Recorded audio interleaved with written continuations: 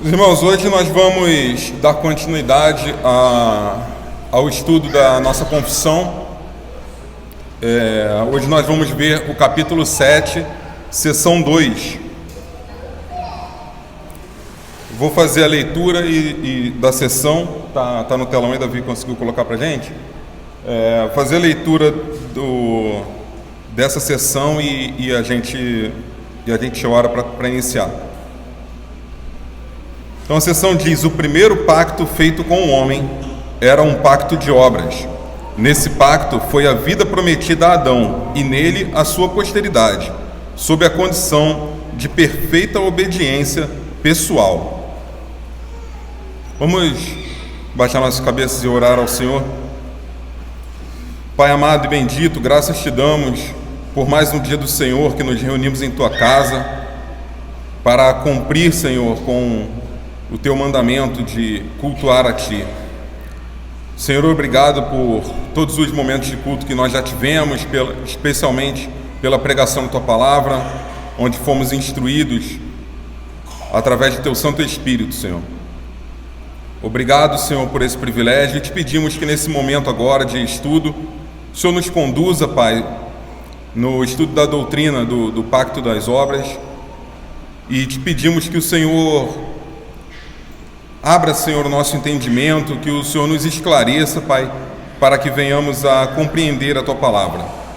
Te pedimos que o Senhor não permita, Senhor, nenhum empecilho, Pai, nem mesmo desde que fala, ou de qualquer outra distração, mas que a tua palavra seja de fato compreendida e absorvida de maneira fiel nessa manhã, Pai. É o que nós pedimos em nome de Jesus. Amém. Bom, meus irmãos, então, na semana passada nós vimos com o nosso irmão Daniel sobre a sessão 1, né, que é a introdução à doutrina dos pactos, e eu vou reler essa primeira sessão aqui. Ela dizia o seguinte: tão grande é a distância entre Deus e a criatura, que embora as criaturas racionais lhe devam obediência como seu Criador, nunca poderiam fruir nada dele como bem-aventurança e recompensa, senão por alguma voluntária condescendência da parte de Deus, a qual foi ele servido significar por meio de um pacto. Então nós vimos no domingo passado que aprove a Deus se relacionar com o homem através de uma aliança, né, de um pacto, e a graça de Deus, a condescendência de Deus foi manifesta ali, né? Ele não tinha nenhuma necessidade, né? Deus ele é completo em si mesmo, né? Ele não tinha necessidade do relacionamento com o homem, mas aprove a ele criar o homem e se relacionar com o homem através de um pacto. Então hoje nós vamos entrar nesse primeiro pacto que Deus fez com o homem, que é o pacto das obras. Então, voltando à sessão 2, né, que é o nosso assunto de hoje, ela inicia com a frase: o primeiro pacto feito com o homem era o pacto de obras. Então, nós vamos ver o primeiro pacto feito com o homem, né? Então, nós já podemos de cara aqui fazer um questionamento: houve um pacto com o homem antes da queda, antes do homem cair, né? Então a gente vê que o termo pacto ele não aparece na escritura até Gênesis 6, né? O Daniel também comentou sobre isso na explanação dele aqui. Então até Noé a gente não vê o termo pacto ou aliança, né, aparecendo na escritura. Então por isso tem alguns teólogos que eles afirmam que não houve um pacto ali, porque não tem esse termo, né, nesses capítulos iniciais de Gênesis. Berkoff diz o seguinte: deve-se admitir que o termo aliança não se acha nos primeiros 3 capítulos de Gênesis, mas isto não equivale a dizer que eles não contêm, né, esses 3 capítulos, eles não equivale a dizer que esses 3 capítulos não contêm dados necessários para a formulação de uma doutrina da aliança. né? Então, assim, o que ele está dizendo não significa que não existe o pacto só porque não tem a palavra pacto ali. E a gente vê isso em outras doutrinas e até em outras alianças na Escritura também, como, por exemplo, a Trindade, né? A gente não encontra a Trindade a palavra Trindade na Escritura em lugar nenhum, mas a gente consegue claramente deduzir isso na Escritura inteira, né? Que existe essa doutrina.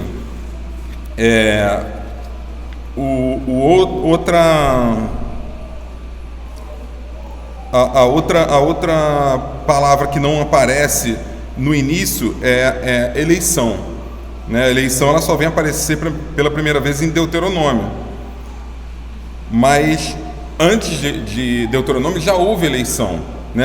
A palavra de Deus diz que lá em Gênesis, né, já diz que Deus chama Abraão dentre os povos da terra, e depois isso também é confirmado em Romanos, ou seja, a gente consegue comprovar que houve uma eleição com Abraão, mesmo antes da palavra eleição aparecer.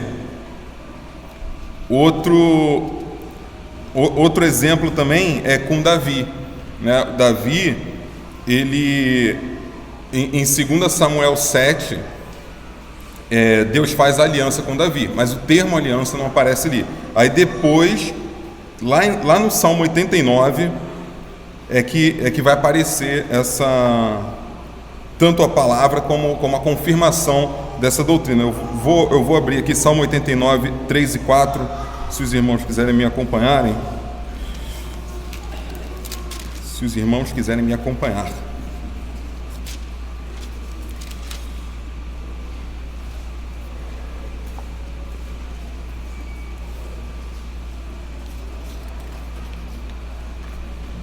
Então, em Salmo 89, versos 3 e 4, a palavra diz: Fiz aliança com o meu escolhido e jurei a Davi, meu servo, para sempre estabelecerei a tua posteridade e firmarei o teu trono de geração em geração.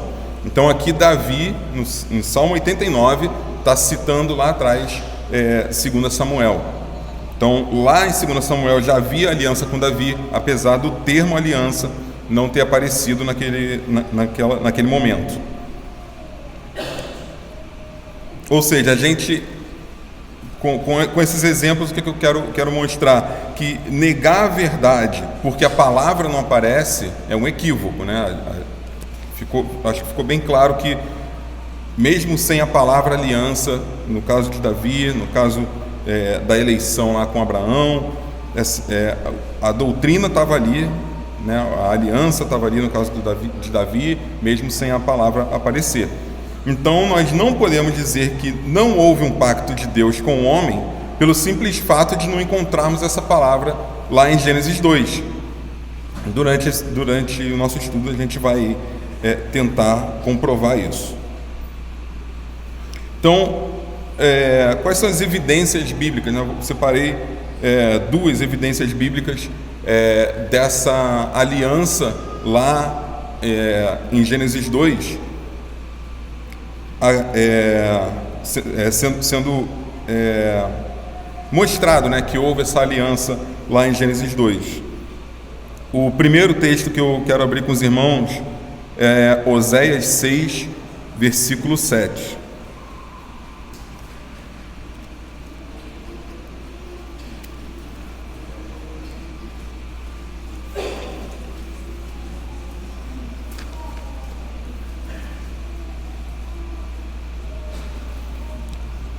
A palavra diz: mas eles transgrediram a aliança como Adão, eles se portaram aleivosamente contra mim. Então aqui Oséias fala literalmente que houve uma aliança com Adão e ela transgrediu, né? Ele quebrou essa aliança, né? O outro texto que eu quero abrir com os irmãos é Romanos capítulo 5.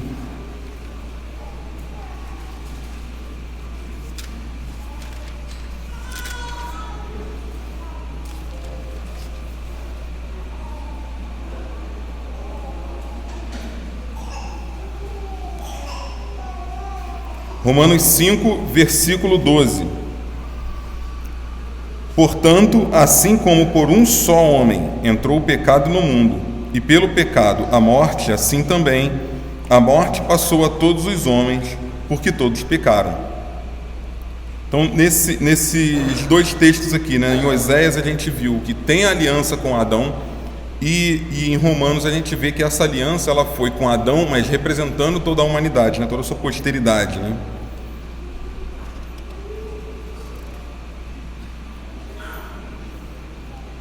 Então, posto que o pacto existiu, né, que a aliança existiu lá em Gênesis 2, nós podemos perguntar, mas o que é um pacto, né?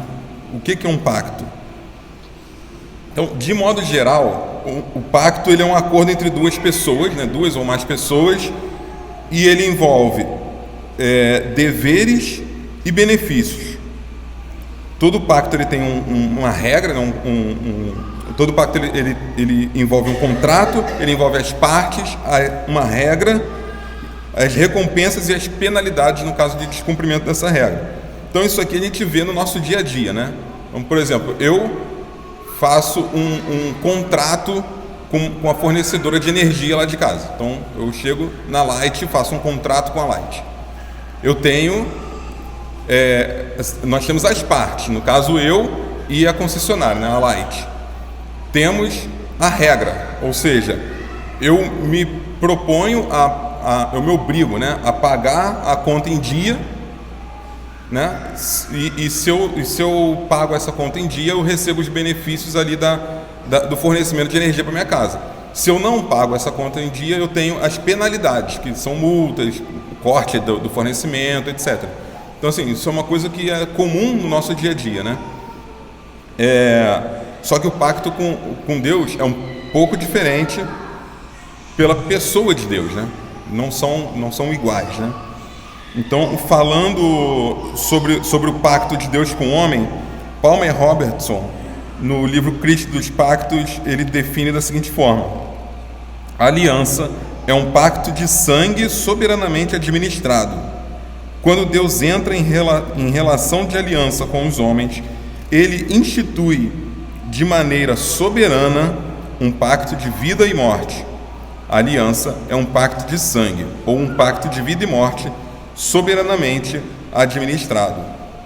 Então, a forma que Deus faz o pacto com os homens é diferente da forma que os homens fazem pacto entre si, porque Deus ele é soberano, né? Mas vamos voltar lá em Gênesis 2 para a gente ver esse pacto sendo feito. Gênesis 2, versículos 15 a 17.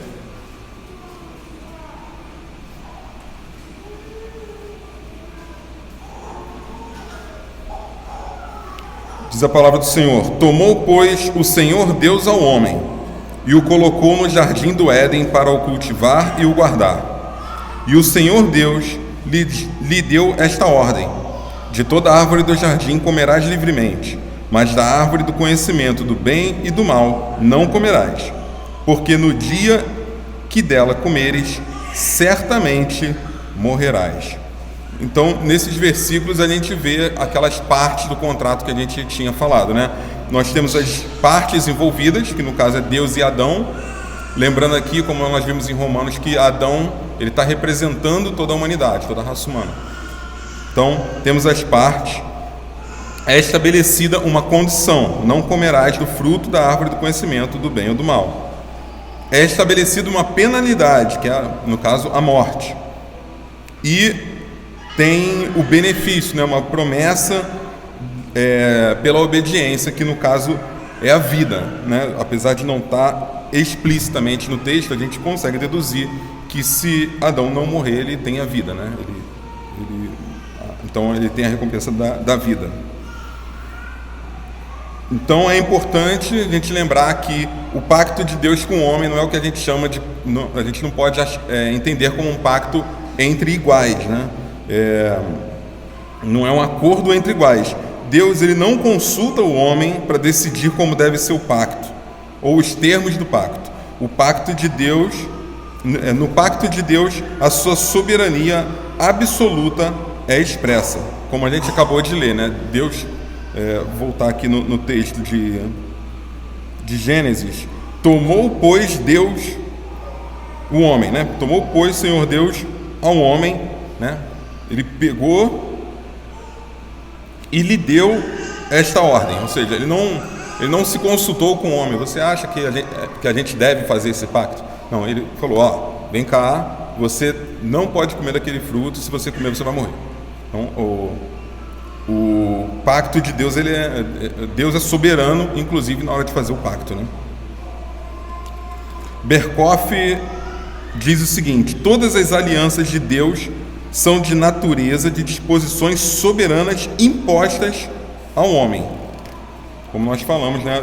Deus ele define a aliança e comunica ao homem.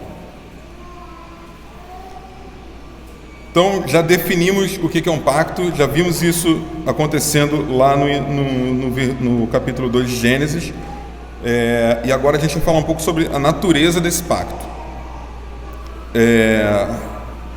Continuando ali na seção 2, né, o primeiro pacto foi feito com o homem, então agora nós vamos ver a sequência disso. Era um pacto de obras.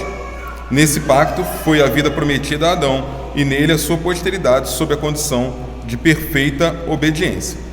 Então, a primeira coisa que a gente percebe aqui que era um pacto de obras. Então, a nossa confissão, ela chama essa primeira aliança lá de Gênesis 2 de pacto de obras. E ela chama de pacto de obras porque ela coloca ênfase no dever do homem de prestar obediência a Deus. Já nos nossos catecismos, né, no breve e no maior, ele é chamado de pacto de vida. Apesar de ser o mesmo pacto, eles têm perspectivas, né? A forma como eles olham para o pacto é um pouco diferente, a ênfase, né? Então, no breve catecismo e no catecismo maior, a ênfase está na promessa de vida que Deus fez ao homem, né? Eu vou ler para vocês, que eu esqueci de passar para o Davi colocar no telão para a gente. O catecismo maior, na pergunta 20, fala o seguinte: qual foi a providência de Deus para com o homem no estado em que ele foi criado? E a resposta: a providência de Deus para com o homem no estado em que ele foi criado constitui em colocá-lo no paraíso, designando-o para cultivar, dando-lhe liberdade para comer do fruto da terra, pondo as criaturas sob o seu domínio e ordenando o matrimônio para o seu auxílio, em conceder-lhe comunhão com Deus, instituindo o dia do descanso. E aí a parte que eu quero enfatizar com vocês: entrando em um pacto de vida com ele, sob a condição de obediência pessoal perfeita e perpétua, da qual a árvore da vida era o seu penhor, proibindo-lhe comer da árvore da ciência, do bem e do mal, sob pena de morte. Então, como eu falei anteriormente, o nosso catecismo chamando de pacto de vida. E no breve catecismo também, na pergunta 12, que ato especial da providência exerceu Deus para com o homem no estado em que ele foi criado? E a resposta: quando Deus criou o homem, fez com ele um pacto de vida, com a condição de perfeita obediência, proibindo-lhe comer da árvore da ciência do bem e do mal, sob pena de morte. Então, como nós vimos, né, a confissão chama de pacto de obras e os catecismos de pacto de vida. Ambos são a mesma doutrina, porém sendo vistas de perspectivas diferentes. E qual era a condição desse pacto? Deus exigia obediência perfeita e perpétua, né, do homem, né, de Adão. No capítulo 19 da nossa confissão, na primeira sessão, diz: Deus deu a Adão uma lei como um pacto de obras. Por esse pacto, Deus o obrigou, bem como toda a sua posteridade, a uma obediência Deus o obrigou, bem como a toda a sua posteridade, a uma obediência pessoal inteira, exata e perpétua, prometendo-lhe a vida sob a condição dele cumprir a lei, e o ameaçou com a morte no caso de violá-la, e dotou-o com o poder e capacidade de guardá-la.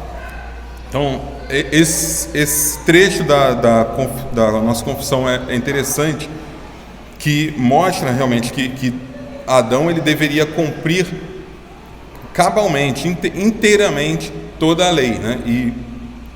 E também essa ordem explícita, né, da árvore do conhecimento do bem e do mal. Agora, o interessante é o final, que diz que o dotou com poder e capacidade de guardá-la. Ou seja, Adão, ele foi criado reto, né, como a gente lê em Eclesiastes. Então ele tinha a condição, como ele ainda não tinha sido atingido pelo pecado, ele tinha a possibilidade de guardar essa lei de forma perfeita, né? Só que diferente de Deus, Adão não era imutável, então ele podia deixar de ser reto, né?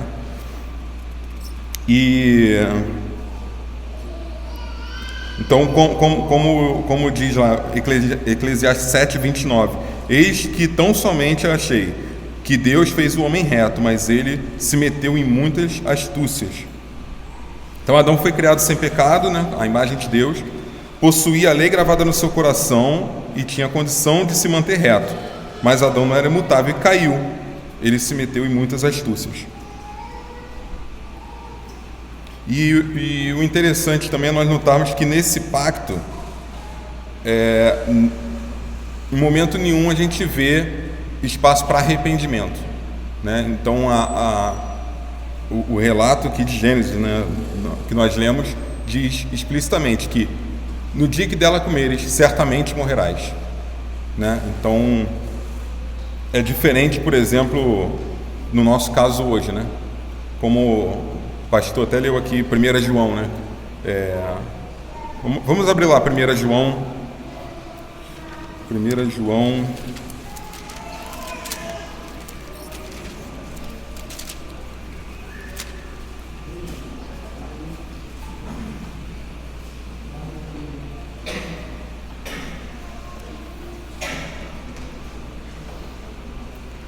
João 1, finalzinho do 9 ali, né? Finalzinho, versículo 9 até o capítulo 2, versículo 2. Se confessarmos os nossos pecados, Ele é fiel e justo para nos perdoar os pecados e nos purificar de toda injustiça. Se dissermos que não temos pecado, se dissermos que não temos cometido pecado, fazemo-lo mentiroso e a sua palavra não está em nós. Filhinhos meus, essas coisas vos escrevo para que não pequeis. Se todavia alguém pecar, temos um advogado junto ao Pai, Jesus Cristo o justo. E Ele é a propiciação pelos nossos pecados, e não somente pelos nossos próprios, mas ainda pelos do mundo inteiro. Então a gente vê que já aqui no Pacto da Graça a gente tem esse espaço de arrependimento, e mais do que isso, a gente tem um intercessor, né? A gente tem Cristo, né? Para todos aqueles que foram lavados pelo seu sangue, né?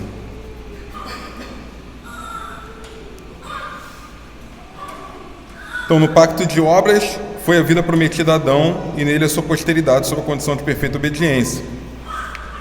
Aí, na próxima sessão, dei um pequeno spoiler aqui do Rafael, a gente vai ver que no pacto da graça, a vida é prometida não para aqueles que guardam perfeitamente, né, integralmente, o pacto das obras, mas para aqueles que estão em Cristo. Então, já vimos então da natureza do pacto, agora vamos ver o que foi prometido para Adão. Qual é o tipo de vida que a gente consegue falar aqui nessa realidade do que a gente vê em Gênesis 2. Então, a gente pode separar vida em três aspectos, né? O primeiro deles seria a vida natural, né? E o que é a vida natural? É a união da alma e o corpo, né? Como a gente lê em Eclesiastes 12:7, a gente consegue ver isso invertido, né? No caso aqui falando da morte, né? E o pó volte à terra como era, e o espírito volte a Deus que o deu. Ou seja, se a morte é a separação do corpo, né, e da alma, então a vida é o inverso disso, né? É a junção do corpo e da alma. Então Adão, se não caísse, sua vida natural se manteria, né? Ele continuaria vivo, né? Sem as doenças, né? As decomposições, as coisas que nos afetam pós-queda. O outro aspecto é a vida espiritual, né? Assim como a vida natural, ela consiste da união do corpo e da alma, a vida espiritual consiste da união da alma com Deus, né? Então, Adão tinha isso, né? Porque ele tinha comunhão plena com Deus, né? O Deus vinha na viração do dia, estava com ele, né? Então ele tinha essa comunhão porque ele foi criado à semelhança de Deus, né? Ele era reto, como a gente leu agora há pouco, né? E se ele cumprisse o pacto das obras, né? Se ele cumprisse a lei de Deus, ele se manteria dessa forma, né? Ele não perderia essa comunhão com Deus. Então, vida natural, vida espiritual e a vida eterna, né? Então, embora o homem fosse criado mutável, quando terminasse o período de sua aprovação, teria sido transformado naquele que jamais poderia pecar, livre de todo perigo de morte. Então, vamos ver o argumento bíblico, né, para isso. Vamos abrir em Levítico 18.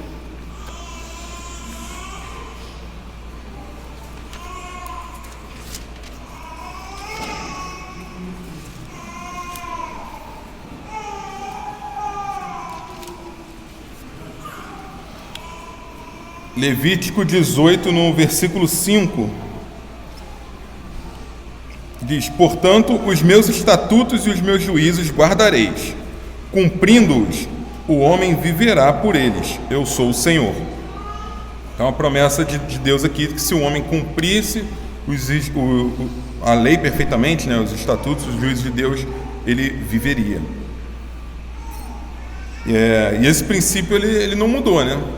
É que hoje nós somos afetados pelo pecado, mas o princípio da obediência à lei de Deus, ele permanece o mesmo. Vamos abrir a palavra do Senhor em Gálatas.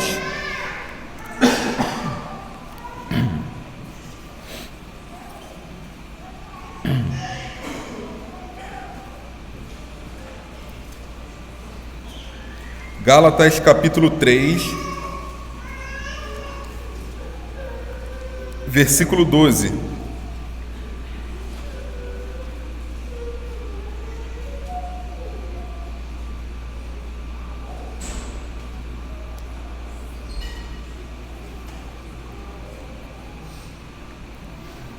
Desculpa, não é o 12 não. É o 10, isso. Gálatas 3:10. Não, mas o que eu queria pontuar aqui é o 10. Todos quantos, pois, são das obras da lei, estão debaixo da maldição, porque está escrito: maldito todo aquele que não permanece em todas as coisas escritas no livro da lei para praticá-las. Vamos agora para Lucas 18.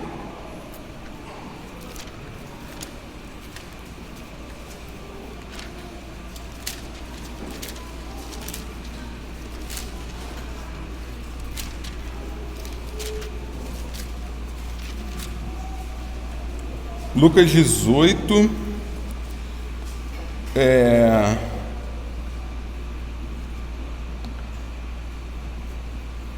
versículos 18 e 20.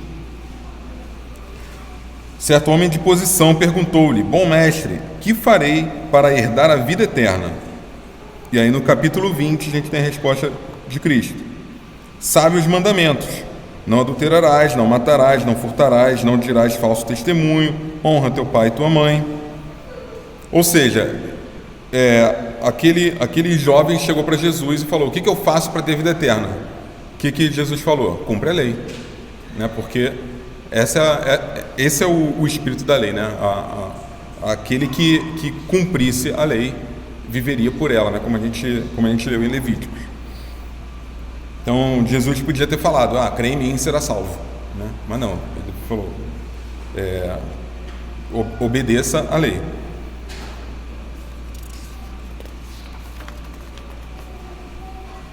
Então, por que nós, que somos pecadores, podemos ser salvos hoje, né? Depois que o pecado entrou no mundo, a gente não tem mais condição de cumprir a lei. Como é que a gente pode ser salvo hoje? A gente é salvo através de Cristo. Mas por que a gente é salvo através de Cristo? Porque Ele cumpriu a lei em nosso lugar, né? Ele cumpriu perfeitamente tudo aquilo que foi exigido de Adão no pacto de obras, né? Então, a obediência ela deve ser perfeita. Se deixamos de cumprir um mandamento, caímos em todos. Se cumprimos a lei externamente, mas no íntimo quebramos a lei, a gente quebra toda a lei. Então, como eu comentei, né, quando aquele homem perguntou para Jesus: o que faço para ter vida eterna? Jesus respondeu: cumpra a lei, o padrão do pacto das obras. Berkoff diz o seguinte: é evidente que a promessa implícita era da vida elevada, no seu supremo desenvolvimento de perene bem-aventurança e glória. Na verdade, Adão foi criado num estado de santidade positiva e também era imortal, no sentido de que não estava sujeito à lei da morte. Mas ele estava apenas no início de sua carreira e ainda não possuía os mais altos privilégios que estavam reservados para o homem. Ele ainda não fora elevado acima da possibilidade de errar, pecar e morrer. Não estava ainda de posse do mais alto grau de santidade, nem tampouco desfrutava a vida em toda a sua plenitude.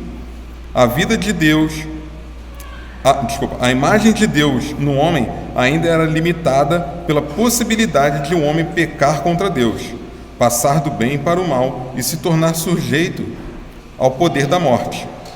A promessa da vida, da aliança, das obras, era uma promessa de remoção de todas as limitações da vida às quais Adão ainda estava sujeito, e da elevação da sua vida ao grau supremo de perfeição.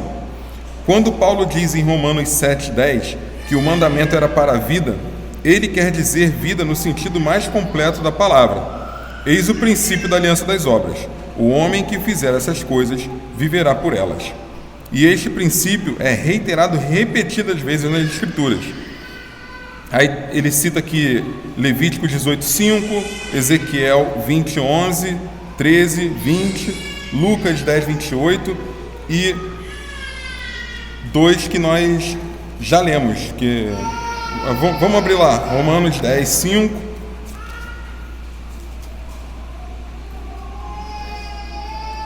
Desculpa, o Romanos a gente não tinha lido ainda, né?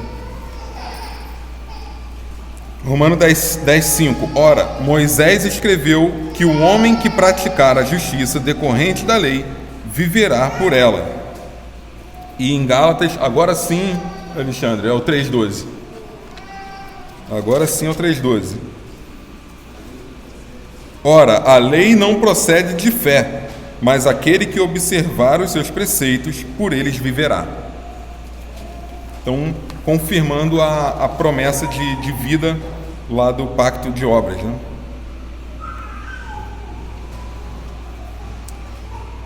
Bom, então Adão ele foi o representante de toda a raça humana. Assim como a sua queda, toda a raça humana caiu. Desde então, não há ninguém nascido de maneira ordinária que possa cumprir perfeitamente a lei de Deus, pois já nascemos em pecado. Logo, não conseguiríamos ter vida através desse pacto. Porque como já vimos no capítulo 6, né, que foi o capítulo da queda, que foi o capítulo anterior da confissão, nas seções 2 e 3 diz assim, seção 2, por este pecado, eles decaíram de sua retidão original e da comunhão com Deus, e assim se tornaram mortos em pecados. Se tornaram mortos em pecado e inteiramente corrompidos em todas as suas faculdades e partes do corpo e da alma. E na seção 3 diz, sendo eles o tronco de toda a humanidade, o delito dos seus pecados foi imputado a seus filhos, e a mesma morte em pecado, bem como a sua natureza corrompida, foram transmitidas a toda a sua posteridade, que deles procede por geração ordinária. Ou seja, todos os homens estão debaixo do pacto das obras e estão sujeitos às suas penalidades, né?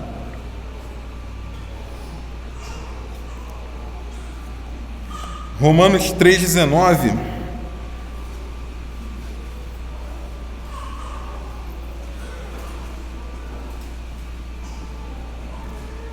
diz, qual, pois, a razão de ser da lei?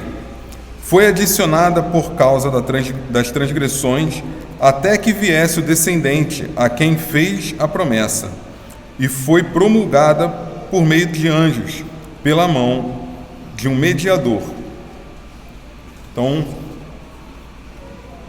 não querendo adentrar na sessão do Rafael, mas depois a gente vê todas as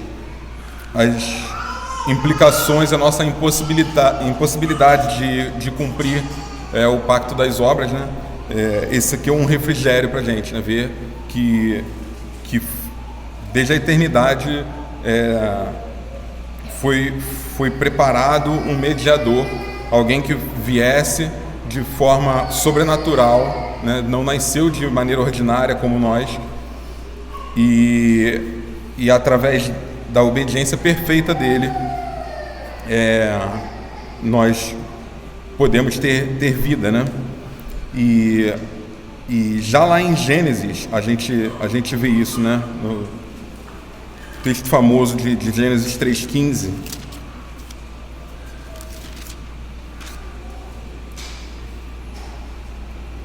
Né, Deus falando da condenação da serpente, e no meio desse anúncio, ele já falando do nosso Redentor, né?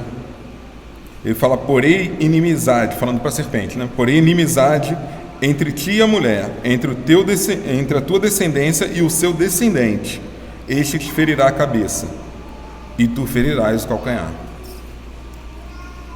Então, a gente vê que o pacto das obras, ele é altamente importante, a compreensão, né, dessa doutrina, por pelo menos duas razões. A primeira é que sem ele, né, sem a compreensão do pacto das obras, é impossível compreender biblicamente a queda, as suas consequências para a humanidade. O pacto das obras fornece um quadro legal que nos permite compreender o que o pecado compreender o que é o pecado e em que ele implica em toda a criação. E o outro ponto é que a doutrina do pacto das obras é essencial para a compreensão da redenção, como a gente acabou de comentar aqui, né? Essa aliança demonstra o que deve ser feito pelo homem para alcançar a vida eterna, uma perfeita obediência a Deus sem a menor transgressão, o que depois de Gênesis 3 não é mais possível para nós, né?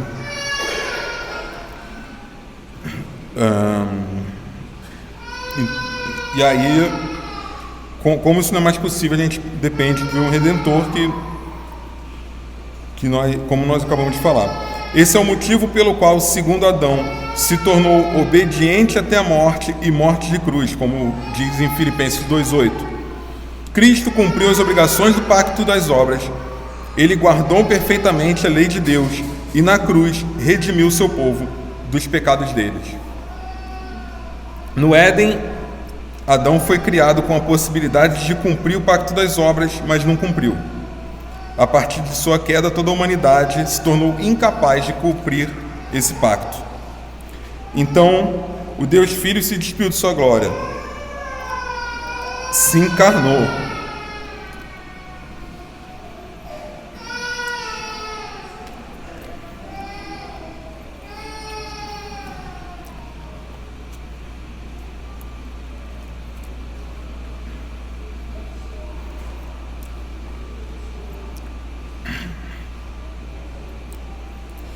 E cumpriu esse pacto.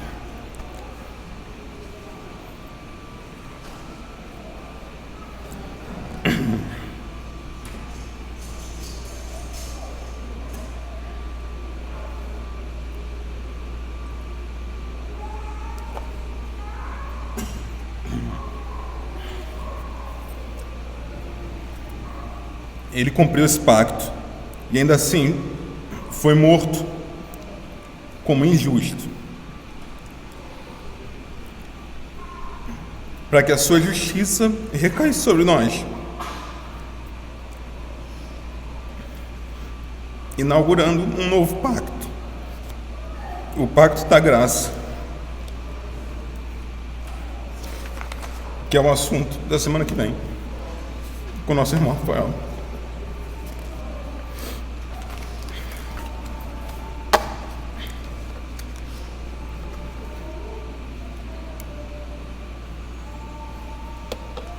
Vamos orar, mas...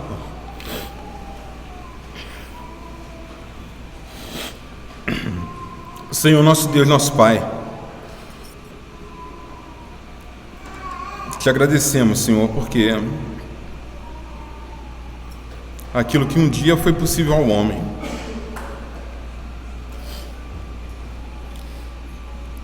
aquilo que foi exigido de Adão, quando ele ainda era perfeito,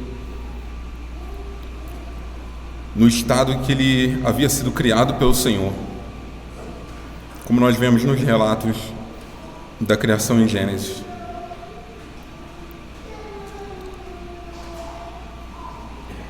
Esse homem,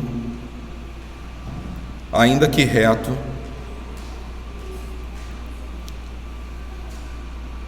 caiu, Senhor, transgredindo a tua lei,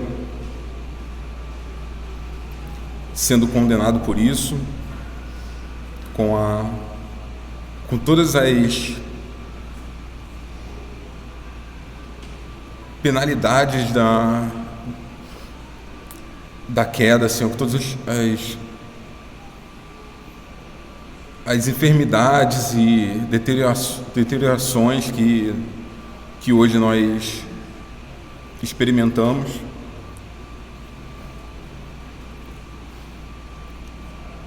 E hoje, Senhor, toda a humanidade ela foi contaminada, Senhor, pelo pecado. Nós vemos durante toda a Escritura essa verdade sendo mostrada, da impossibilidade dos homens de seguir a tua lei, até mesmo aqueles homens que parecem ser tão justos. A tua palavra nos mostra que eles falharam, Senhor.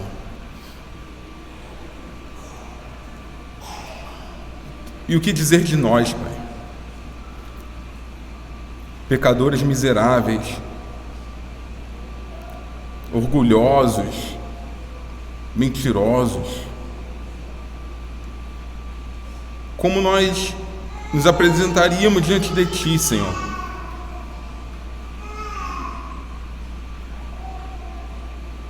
Nós aprendemos aqui, Senhor, sobre essa doutrina que ela é base, Senhor, para tantas outras doutrinas que nós ainda vamos estudar, e